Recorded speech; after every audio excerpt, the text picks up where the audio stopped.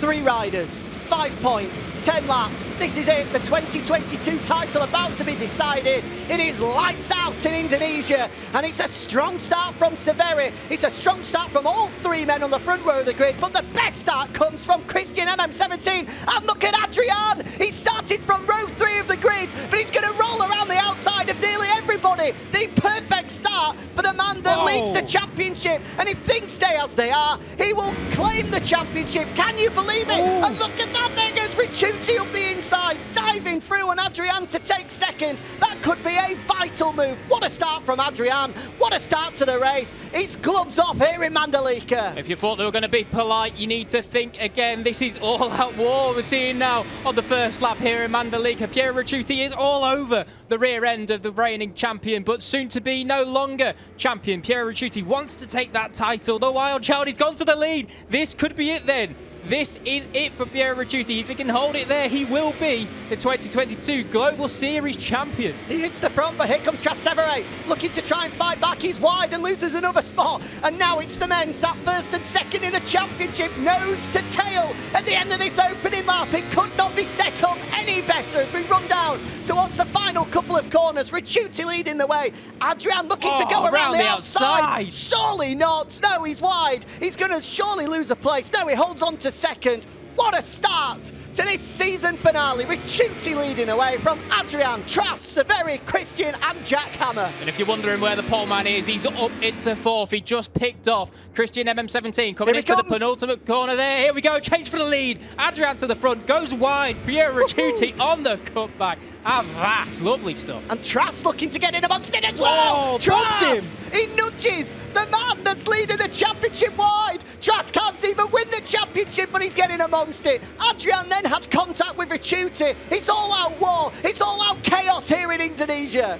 Oh my lord, what do you even do here? Oh, surely not! Into the fastest part of this Mandalika circuit. What a move from Adrian, the 2020 world champion. He is having none of it, as now we see Andrea Severi dive up the inside of the Yamaha man, Severi, and push him wide. So here we go then. We've got the 3 we needed at the front. This is it. Whoever wins out of these 3 is going to take this title. Unbelievable. Here we go. Can you believe it? The men split by 5 points at the front of the championship, running 1, 2 and 3. Big look up the inside by Ricciuti there. Couldn't get it done. I'm still getting my breath back after that unbelievable move from Adrian. How on earth did he manage to get that stopped? How on earth did he manage to thread the eye of the needle there? Brilliant from the 2020 world champion. One of the best moves I think I've ever seen in a MotoGP eSport race. And that move hands him the lead at the end of lap 2. Oh, here we go then, the finale. We promised it was going to be fireworks, and it is delivering right now. And look at this as well. We've got an 8-rider train at the front of this pack. On board with this move then.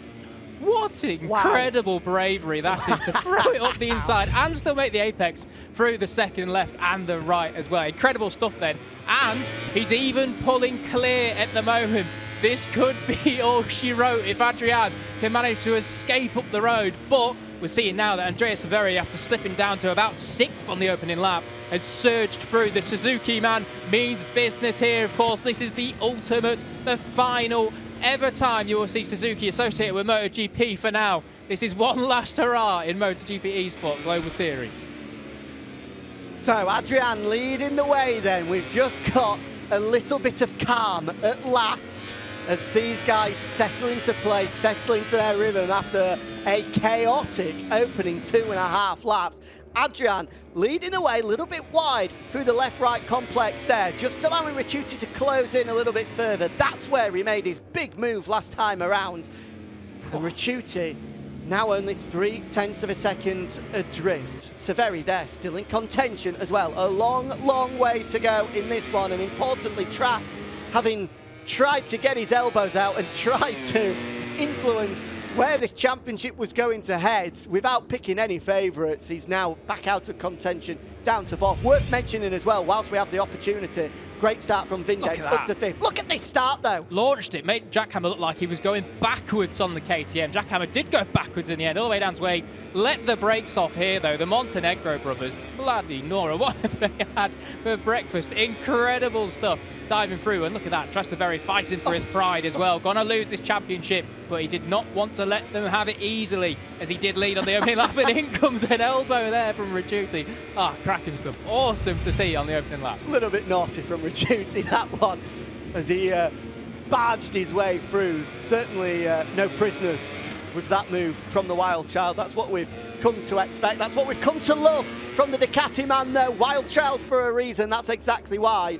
And he's going to have to come up with a little bit more of that wildness if he's to try and find a way through on Adrian here. Because the Repsol Honda man, having started 7th, he's just got into his rhythm and has started to pull ever so slightly clear. It was up to 4 tenths. That gap has come down by a tenth of a second though, so he's got the hooks in. Alarm bells won't be ringing just yet for Ricciuti, but he knows he's going to have to try and close up right onto the rear end of the Repsol Honda man if he's to make a move at some point during the next 6 laps here at Mandalika. Steely concentration then from Adrian, of course, lost the title last year in a similar finale just like this. He knows the pain of being on the losing end and also the elation of winning it too. Piero Ricciuti though knows neither. He is going to be looking to try and clinch that championship, and he is digging in now. He's lost a little bit through the first split. We've seen how good Adrian is there on the brakes down into turn 1, and once again he's just pulled a crucial 10th or 2, but this is where the Ducati man every lap has been running it through, lovely through here. Oh, there's track limits, he's going to have to be careful of that. Not too sure if a race direction picked up on that one or not, but with only 1 on his board, he is okay for now. Of course, 5 before they do receive a long lap penalty. But as we are close to reaching half race distance, it seems that this is going to be, well, one of those that just goes down to a final lap lunge, I think. Yeah, there's going to be a move.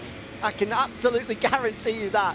If we know Ricciuti, and I think we do after watching him compete for a handful of years now, if there is a sniff, he will be going for it. He'll be diving up the inside, and he actually is just closing in ever so slightly. He's wide. Oh, that's a big, big mistake, a big, big error from Ricciuti. He's wide, and Adrian can now pull 7 tenths of a second clear. It's not over and done with, but that could be vital. At half race distance, Piero Ricciuti is the first man to blink. He drops back to over half a second adrift now of Adrian. He now has to push like an absolute maniac to get back into championship contention and back onto the rear wheel of the Repsol Honda rider. Now we're going to see what Piero Ricciuti is made of. We're going to see if he can take the pressure and deliver under that. This is going to be crunch time now in the final 5 laps for the Wild Child. Of course, never been in this position, so we don't know how he's going to react. Here is that crucial mistake then, coming down into the penultimate corner. We said in the info for this race that this was a tricky one to get. We've seen the likes in real life, Toprak Razgatlioglu had a huge mistake there when he was going for his World Championship back in 2021 here. And has Piero just gone wide again? He might have just gone wide again, fractionally there. The gap still remaining at 7 tenths. So far, he hasn't been able to claw back any of that advantage.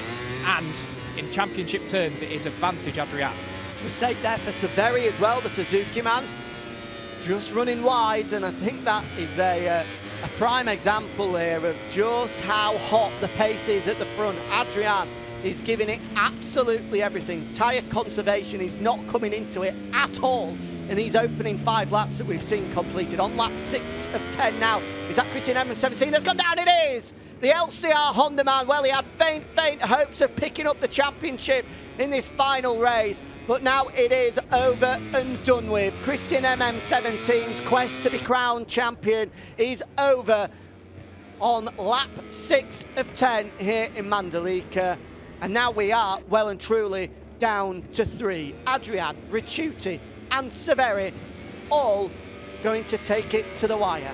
Adrian incredibly precise through that first split there. You saw him taking loads of curb everywhere. Certainly got this Mandalika circuit down to a T, and fantastically extending that gap up to about 8 tenths now. So certainly it seems to be that the question we asked earlier of whether Piero can take the pressure and claw this gap back in is going the other way. Yeah, it's been a brilliant, brilliant ride from Adrian. I was going to say it was the ride of a something then, but I'm just going to hold off. Don't jinx it. No, I'll just wait for another 2 or 3 laps before declaring it a ride of a you-know-what, he who cannot be named. But so far, so good, as you say, Adrian. And all of the pressure, all of the weight of expectation coming into this round as the championship leader, and then suffering as he did last time out in Argentina to see his lead cut down to 5 points.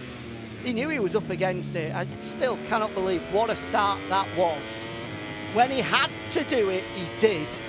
Firing through from the 3rd row of the grid to put himself straight into contention. And it is a long run down to the opening corner, but certainly not the longest on the calendar as well. So that just goes to show what a brilliant launch he got.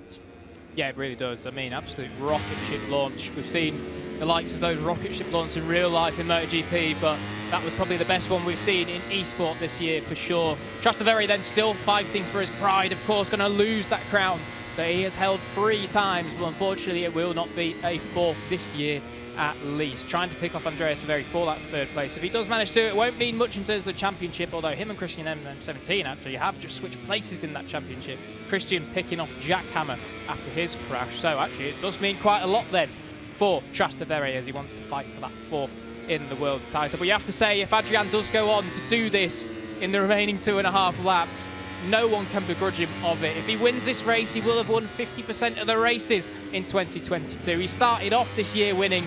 Oh, I thought Trastevere was going to go for it there. Caught me off guard. But he started off this race, this championship winning, and it looks as though he might well finish it like that as well.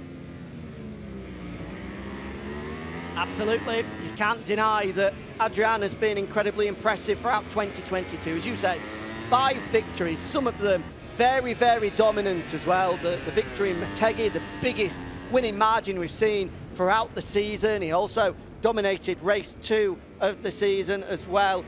Sorry, not race 2 of the season, race 4 of the season. It all muddles into one now, given the fact we've had 5 rounds this year, the longest ever campaign, winning the race at Assen by just under 1.5 seconds. And it's going to have to take something pretty special now from Ricciuti. 1.5 laps remaining.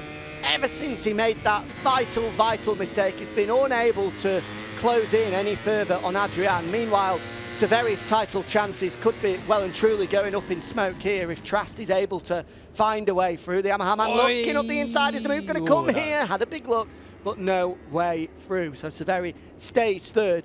He's putting both his left and right hand together as we speak, though, and praying that something is to happen between Adrian and Ricciuti in front of him, because, of course, he needs to finish ahead of both if he's to win this championship. I'll tell you what, Jack, is there just a final twist in the tail Surely coming here? not. Piero Ricciuti has that gap down to just under, well, almost 0.6 of a second. It's dodging between 0.6 and 0.5 and 0.7. It's jumping about all the time, and he's only going to have 1 lap to do it. We're going to fly on to the final lap. 1 lap for the championship. Will it go to Adrian, or can Piero Ricciuti pull off the impossible and overthrow him in this final lap? Here we go. Mr. TFTW's campaign finishes in disappointment, the crash for the Australian. But all our focus is going to be on the man at the front, Adrian. Are the nerves starting to get to him? A mistake at the opening corner allows Ricciuti to get to within 0.5 second for the first time. He runs over track limits there as well. Adrian, I'm sure, sweating. He glances up to the left-hand side of the screen just to see what the advantage is. He's wide again. Adrian is surely starting to feel the pressure here, but can Ricciuti capitalise on these errors from the Spaniard out front? Oh, track limits warning then for Piero Ricciuti as well. It is full-on desperation times. He's taking the mick with the track limits, and you can't blame him for it. There's a championship on the line, God's sake. Here we go. Oh, the track limits made the warning. move. Trast is through, so that would mean that he's going to pick up 4th in the championship. It does, so a bit of pride. Oh, no, it doesn't. In comes Andrea Severi with a barge board move and sweeps it over the nose as well. What a final lap it is between these two. Just some pride on the line. 2 former champions, of course. But with only 1 sector to go, it does seem we're going to have a 2022 champion in the form of a HRC man, Adrian. A fantastic ride from Adrian at the front of this one. Starting from 7th on the grid, He needed to climb the mountain, and he's done it. It's the miracle of Mandalika. Adrian with the ride of a champion, and he becomes a 2-time MotoGP eSport champion. Brilliant stuff from the Repsol Honda man. Your heart has to go out for Piero Ricciuti through the kitchen sink in it in this final round. But the championship goes the way of Repsol Honda and Adrian.